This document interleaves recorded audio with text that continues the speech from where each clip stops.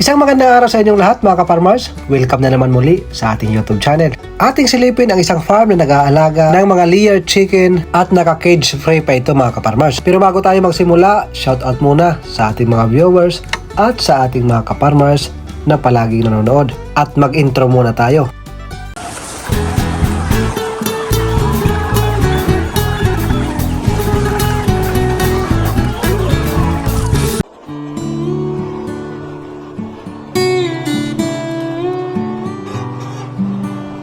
Kaway-kaway sa inyong lahat mga ka-farmers, isa na namang video ang ating tatalakayin. Ito ang pag-aalaga ng layer chicken. Naka-hanging type ang kanyang kulungan, pero pagdating sa loob, naka-cage free ang mga manok na ito mga ka-farmers. Kaya ako pinalabas ang video na ito mga ka-farmers upang maghanap din ng mga katanungan.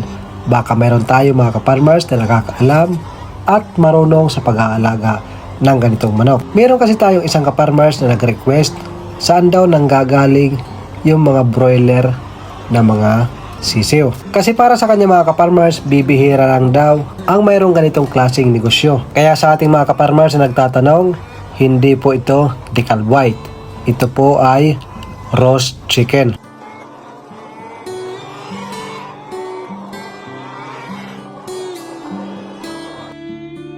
Ito ang egg production nila sa kanilang roast chicken o broiler mga ka-farmers.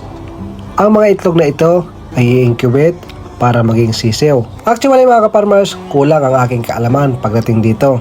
Kasi nga bibihira lang ang mayroon dito sa Pilipinas sa ganitong negosyo. Kung mayroon man mga ka-farmers, sila yung malalaking kumpanya at bihira mo lang makikita na mayroong nagtuturo o nagpapakita kung papaano magsimula, papaano ang tamang pagpapakain at tamang resyo sa pag-aalaga nito. Kaya kung mayroon tayo mga ka-farmers na mayroon kayong munting idea, maaari nyong i-comment sa ating comment section.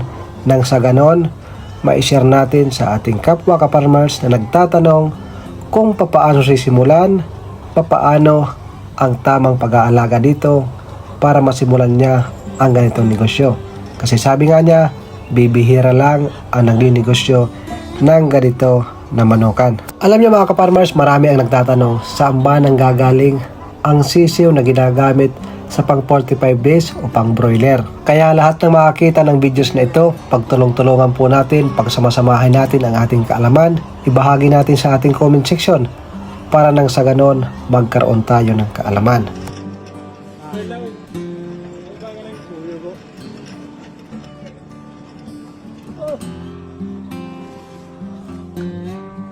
Pagkatapos ng pag-harvest, marami silang nakukuha ng mga malalaking itlog.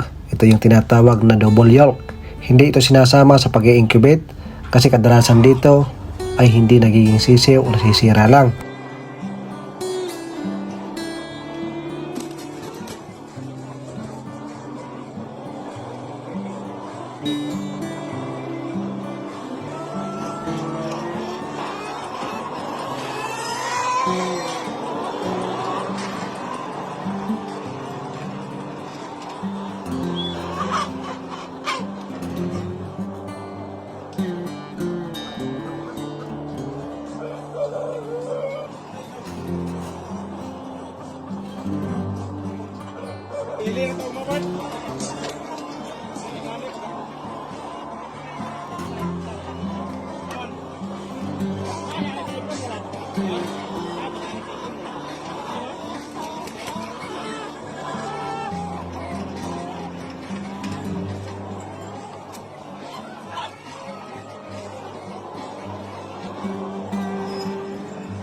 Ngayon ko lang nalaman mga ka-farmers na ganito pala ang mga layers na pinagkukunan or saan nanggagaling ang mga sisiw na ginagamit sa pang-broiler. Malakas din pala sila ang mangitlog.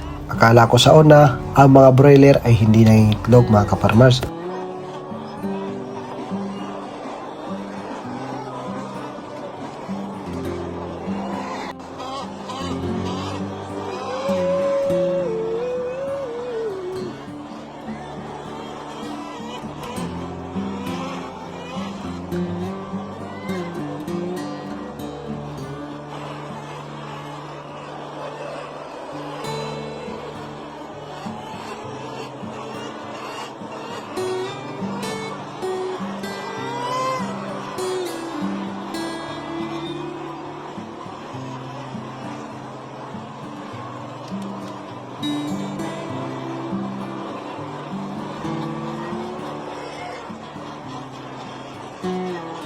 Every morning, ganito ang kanilang eksena.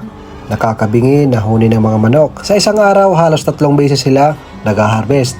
Hindi ito nila pinapatagal upang hindi madumihan, hindi maapakan ang mga itlog ng mga roast chicken o broiler.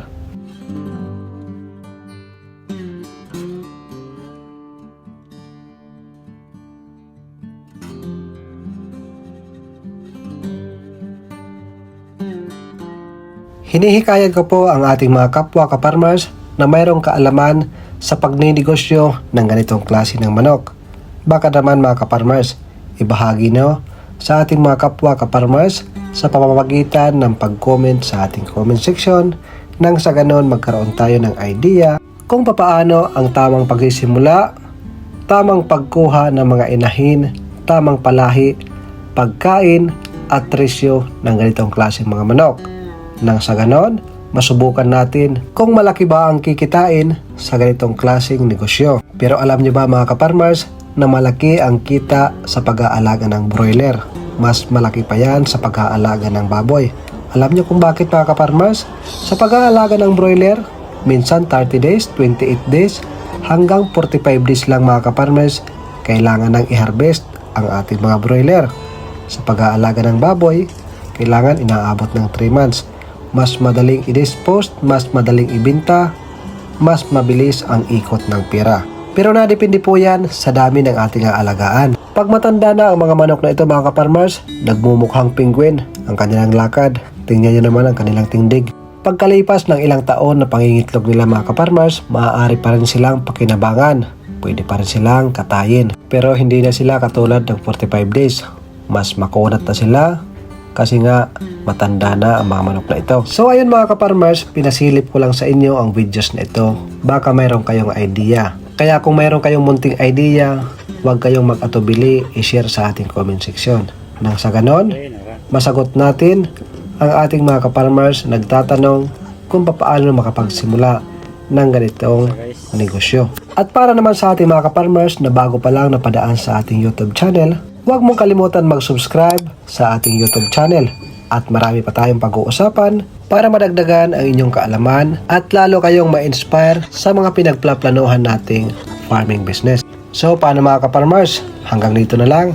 Maraming salamat sa pagsama nyo sa ating videos na ito. Mabuhay po tayong lahat. God bless po sa inyo at sa ating mga mahal sa buhay.